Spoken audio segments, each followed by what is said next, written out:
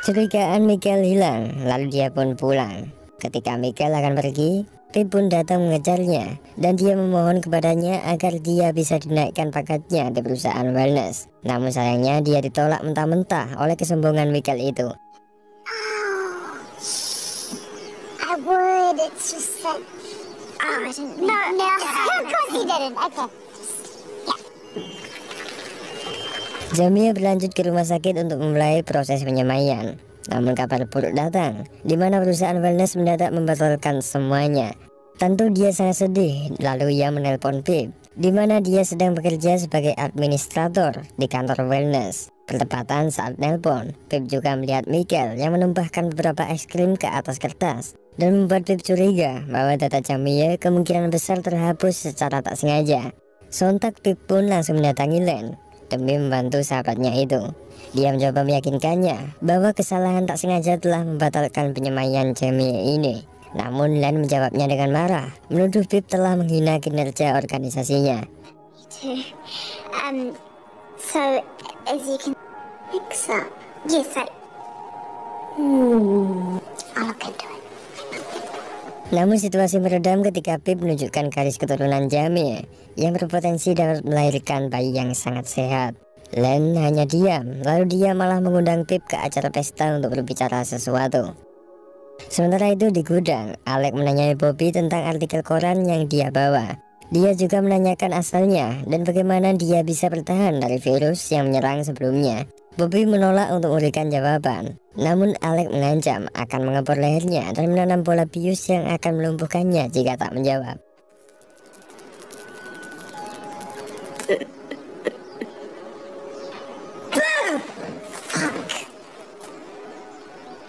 Namun ketika Alex benar-benar akan melubangi lehernya, dia teringat dengan wajah ibunya dan langsung menjauh ketakutan. Bobby bertanya apa yang terjadi pada keluarga Alex.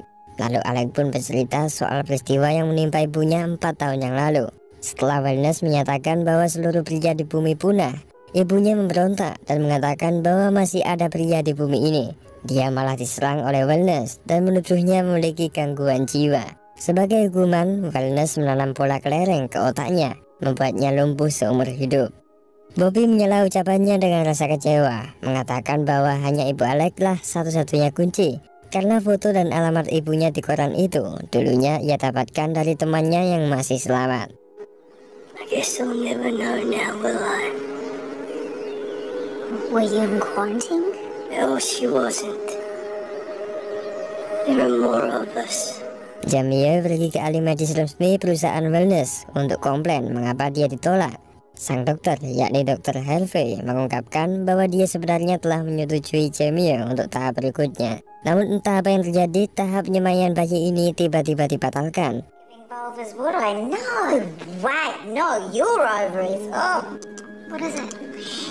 You see, Jamie should... Sementara itu, Pip menghadiri undangan makan siang Len. Bukannya diberi penjelasan soal gagalnya tahap penyemaian ini, Len malah menghujatnya. Lalu dia juga mengolok-ngoloknya. Sementara di sisi lain, Jamie pulang dengan kecewa. Alex mendadak datang lalu memberitahunya bahwa seorang pria yang mereka temukan berpotensi dapat membantu mereka. Jamie dengan cepat menjenguk pria itu sendirian, dan karena saking inginnya memiliki seorang anak, Jamie pun rela menggodanya dan berniat mengajaknya untuk genjot. Namun sayangnya Bobby tak tertarik padanya. Di tengah itu Pip pun pulang dan mempergoki mereka. Pip marah menghujat Bobby karena telah menolak Jamie.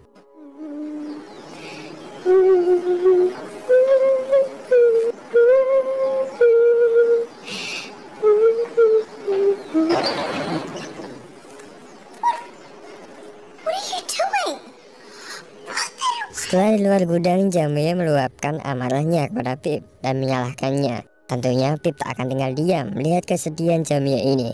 Dia langsung bergegas mengambil wadah, memaksa Bobby untuk mengeluarkan spermanya. Pip berhasil mendapatkan sperma Bobby, lalu dia berikan kepada Jamie. Melihatnya, Jamie sangat bahagia, lalu dengan cepat mengambil alat suntik sapi untuk memasukkan sperma ke dalam rahimnya.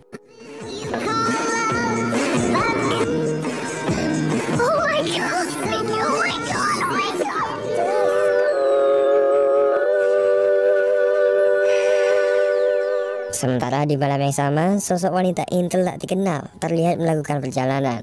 Terdapat sebuah identitas yang ia bawa, di mana memperlihatkan foto Bobby yang tertangkap kamera CCTV. Now what's right is right. You ain't been. These boots are made for walking. Esok paginya mereka melakukan kegiatan seperti biasa. Namun, Pip kembali pergi ke gudang untuk menemui Bobby, lalu memaksanya untuk memberikan spermanya lagi. Pip hanya ingin memastikan bahwa sperma yang dipakai oleh Jamie itu cukup untuk membentuk seorang bayi. Sontak Bobby pun menolak, bertanya buat apa dia mengumpulkan sperma yang banyak-banyak. Namun Pip malah menghinanya, mengatakan bahwa hidup wanita akan lebih baik tanpa pria. Tentunya hal ini membuat Bobby juga marah, merasa bahwa kaumnya direndahkan.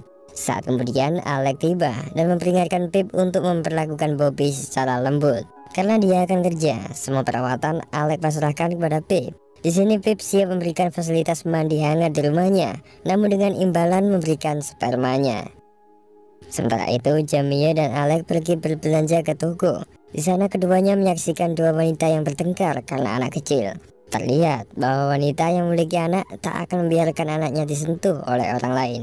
Hal itu membuat penjaga toko sangat sedih, lalu curhat kepada mereka bahwa dia baru saja ditolak oleh Wellness. Sontak Jamie pun merasakan apa yang dia rasakan, membuatnya bertanya mengapa Wellness yang mengatur hak siapa yang pantas dan tidaknya memiliki seorang anak.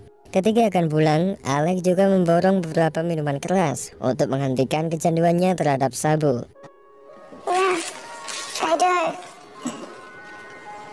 Right to the side of tanning can't have kids. Oh, yes. Jamie, come to them. Sementara itu, Pip mengantar Bobby ke rumah dengan pengawasan ketat. Kondisinya terborgol, dan ketika mandi pun tak luput dari pengawasannya. Awalnya Pip masih sok jual mahal, namun setelah Bobby membuka semua pakaiannya, Pip pun mulai gatal karena tergoda oleh tubuh Bobby. Namun di sini ia masih bisa menahannya. Bobby pun keluar, memenuhi kesempatan untuk memberikan spermanya. Setelah Bobby dikembalikan ke gudang, Pip tanpa sepengetahuan Alex memberikan sperma secara diam-diam. Alex sempat curiga, lalu dia menghampiri Bobby dengan pakaian barunya. Alex membawakan roti dan satu kerat alkohol, berniat untuk mengajaknya berdamai.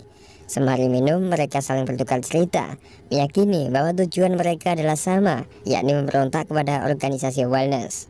Ketika mereka berdua setengah teler, Alex kembali bertanya mengapa Bobby masih hidup, padahal informasi mengatakan bahwa virus ini sangat manjur untuk membunuh seorang pria. Bobby tak kunjung menjawabnya. Dia berkata bahwa Wellness tak sepenuhnya jujur. Bobby kemudian merayu Alex bahwa dengan melepaskan dirinya, maka mereka bisa menyerang Wellness bersama. Karena mabuk dan tergoda dengan Bobby, Alex pun menurutinya, lalu secara tak sadar melepas semua borgolnya. Dan setelah dia lepas, Bobby berpamitan bahwa dia akan bermain sejenak dan kembali tepat waktu. Alex pun percaya saja, dan dengan cepat Bobby kabur dari gudang. Wait, where are you going? Just gonna get some fresh air. You'll be back. Alex.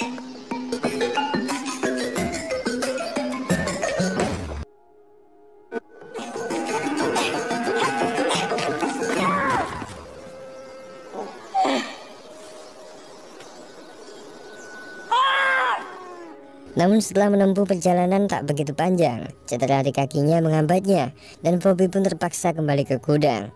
Setelah sampai, Bobby pun diancam dengan pisau oleh Alex, menuduhnya bahwa ia akan kabur. Namun Bobby menenangkannya dengan menunjukkan sebuah kartu SIM milik temannya yang bernama Tommy, yang mengklaim bahwa kartu itu dapat membawa mereka ke tempat di mana para penyintas yang selamat lainnya disimpan. Bobby mengaku bahwa dia dan Thomas terpisah di tengah jalan karena diburu oleh agen tak dikenal. Misinya sekarang adalah mencari Thomas, lalu pergi ke tempat yang aman bagi para pria. Di sini Bobby berharap jika Alex bisa membantunya. Di sisi lain, Jamie mulai menyuntikkan sperma Bobby. Namun di tengah dia melakukannya, Jamie teringat dengan wanita tua penjaga toko yang juga mengeluhkan ingin memiliki seorang anak. Pada malamnya dia pun memutuskan melalui kotak belanja, dan di sana dia juga menulis alamatnya.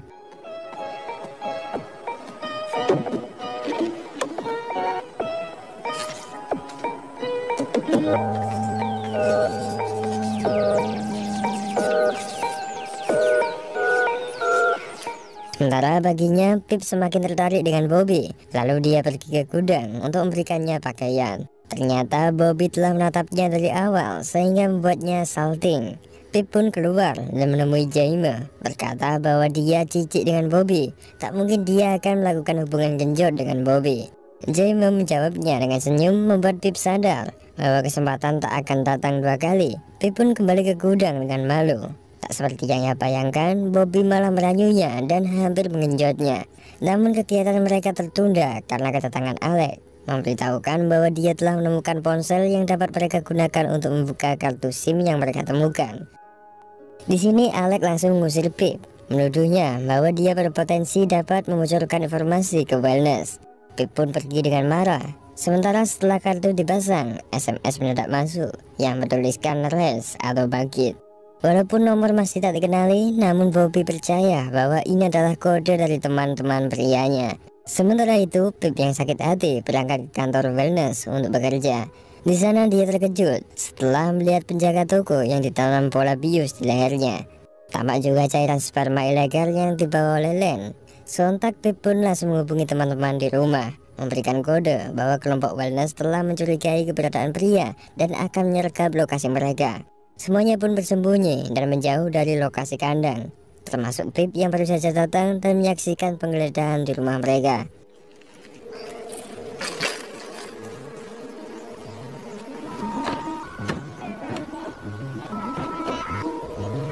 What were you thinking? I gave you Bobby's baby. Di sini mereka mulai saling menyalahkan. Jamie mengaku bahwa dia telah membagikan sperma ke penjaga toko dengan alamat peternakannya. Tak tahunya penjaga toko itu malah melaporkannya ke Wellness. Di sini Pip juga disalahkan karena dia berpotensi dapat membocorkan semuanya ke Wellness. Alex pun juga marah menceritakan kejadian 4 tahun yang lalu yang memusnahkan umat pria. Almarhum Jackson merupakan adik Alex sekaligus suami Jaime yang telah memiliki 1 anak laki-laki. Saat peristiwa terjadi, putra Jaime meninggal dan Jackson mengalami batuk, sehingga Jaime pun terpaksa memanggil petugas karantina untuk membawa Jackson. Padahal saat itu Alex telah berjuang menyembunyikan para pria dari petugas karantina. Sekarang di sela mereka debat, telepon mendadak berdering. Lalu sosok pria tak dikenal menelpon dan memberikan koordinat lokasi. Mereka percaya bahwa kaum pria tak sepenuhnya punah dan sekarang mereka sedang bersembunyi. Namun dari kejauhan tampak agen wanita yang menyadap percakapan. Terlihat bahwa dia telah memantau Bobby sejak lama. 175. Moist. Stay safe. 2793 degrees. Tim pun pergi mencari mobil secara diam-diam, bergegas mencari ke lokasi yang telah diberikan.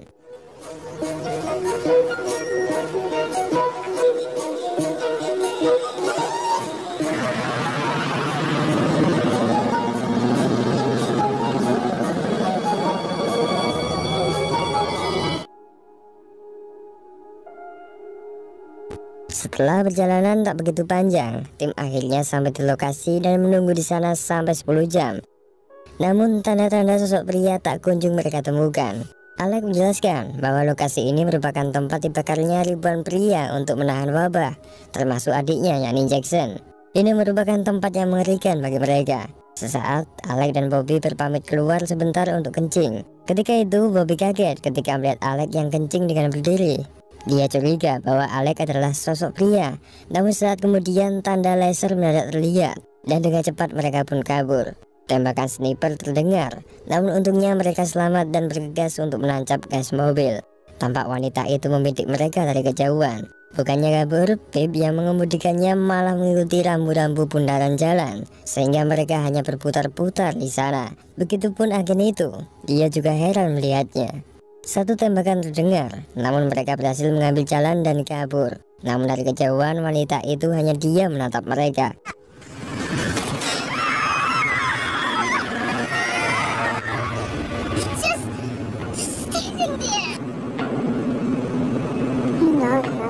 Di sini Bobby menjelaskan bahwa wanita itu merupakan pemburu internasional yang 14 hari yang lalu telah membunuh temannya yakni Thomas.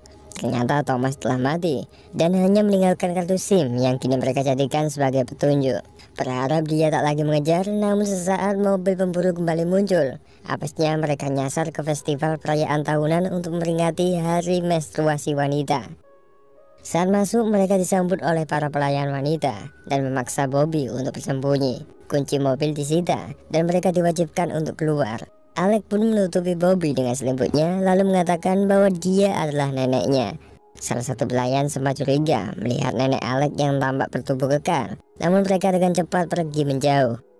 Kebetulan mereka melihat badut dari kejauhan yang merupakan maskot dari festival ini. Ini adalah kesempatan tim untuk menyembunyikan Bobby di dalam kostum badut itu.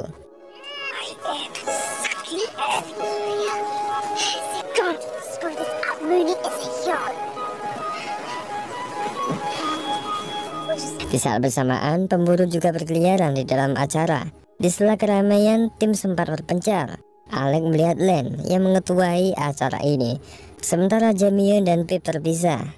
Ketika itu, Jamie berhalusinasi soal suaminya, yakni Jackson.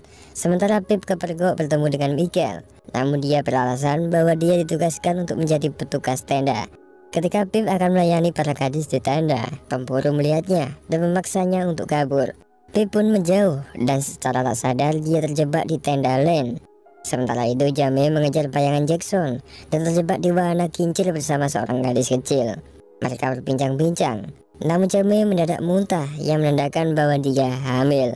Sementara itu Pip berbicara dengan Len, lalu dia bertanya tentang seorang pria yang Pip sembunyikan. Len merayu Pip dengan imbalan akan memaafkan teman-temannya dan memberinya kursi di petinggi kesehatan jika Pip mau menyerahkan pria itu.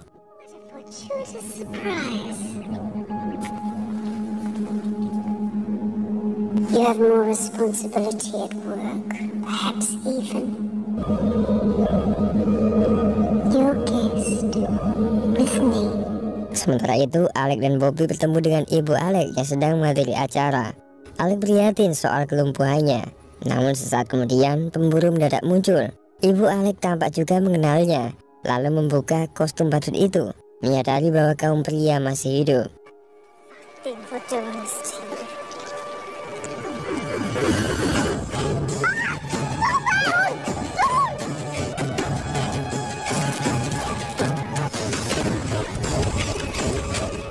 Ibunya pun histeris, namun dia tak bisa bicara karena lumpuh. Bobby kabur dengan kejaran pemburu itu, namun para gadis menghambatnya dengan menyuruh Bobby untuk menghibur mereka. Namun pengejaran tetap dilanjutkan sehingga Bobby kabur dan tak sengaja memasuki wahana rumah kaca. Disusul dengan pemburu dan tim, mereka semua kebingungan berada di dalamnya. Tengah saling terbentur oleh kaca, Bobby tertangkap oleh pemburu dan disuntik dengan bius sebelum akhirnya dia dibawa. Sementara tim lainnya sibuk mencari jalan keluar. Pip menandai kaca dengan lipstik sehingga mereka bisa lolos keluar akhirnya. Ketika akan mengejar, Jamie melihat mobil pemburu, lalu dengan cepat menyelinap ke atasnya. Sementara Alec dan Pip harus menunggu pencucian sebelum mereka bisa mengejar target mereka.